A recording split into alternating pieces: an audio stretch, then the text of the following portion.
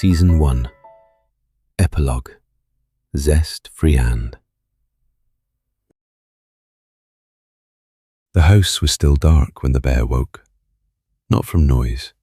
The porch was quiet. Quieter than it had been in weeks.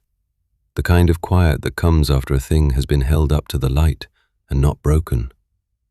He could feel the residue of last night still in the boards, sparklers spent in the grass, teacups gathered on the steps where Clement had left them. Somewhere above the eaves, the saxophone had finally stopped, sometime past 2. Brent was asleep down the hall. Senti could hear it through the wall, the breathing of a man who had walked home shaking and slept hard once the porch took him in. Senti lay still for a long moment. There was a softness in his chest, a fullness behind his ribs, something like gratitude trying to become language. He sat up. He padded into the kitchen. The air was cool. The counters still smelled faintly of sawdust and lemon oil and, more faintly, of last night's celebration tea. He glanced at the waffle iron, old faithful, the ritual of mornings. But today wasn't a waffle morning. Today needed something smaller, more deliberate, more him. He gathered ingredients without thinking, not from a recipe, not from a tradition, from feeling. A little sweetness, a little heat, a little citrus, a little courage. He whisked, he folded, he tasted the batter and closed his eyes. Not because he needed to correct anything, but because the emotion in it landed somewhere deep, and he wanted to feel it land. When the Friand baked, the smell rose like a soft sunrise. Warm, bright, slightly mischievous. A scent that said both, "I adore you," and "Please don't laugh at my feelings." Brent shuffled in, hair a mess, shirt half tucked, the way men look when they slept hard and dreamed harder. He blinked at the counter. "You didn't make waffles?" Senti shook his head, suddenly shy in a way that made his fur fluff around his ears. "No, not today." He pushed the plate forward, a small, golden thing, steaming gently, citrus-glazed glinting. "What's the occasion?"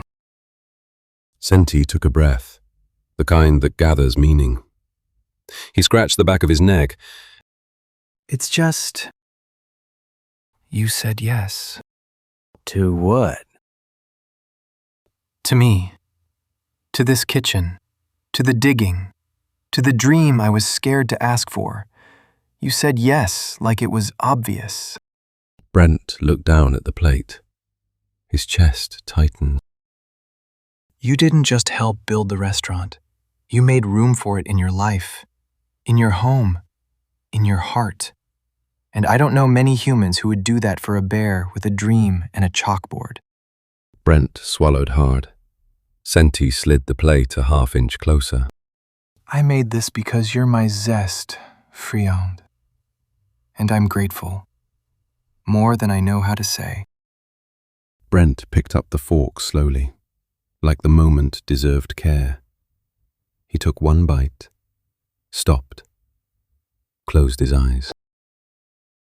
It tasted like porch light, like belonging.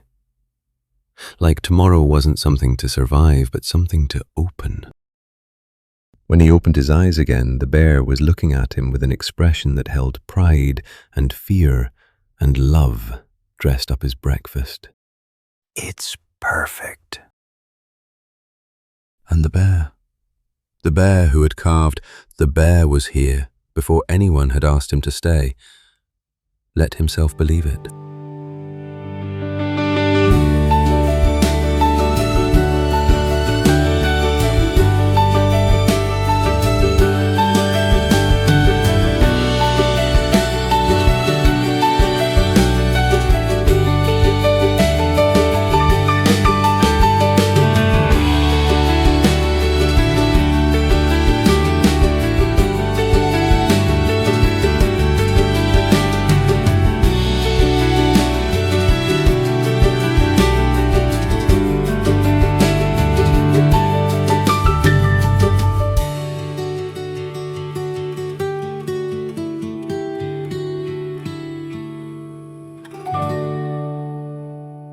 Porchlandia is an original work created by Brent Brooks.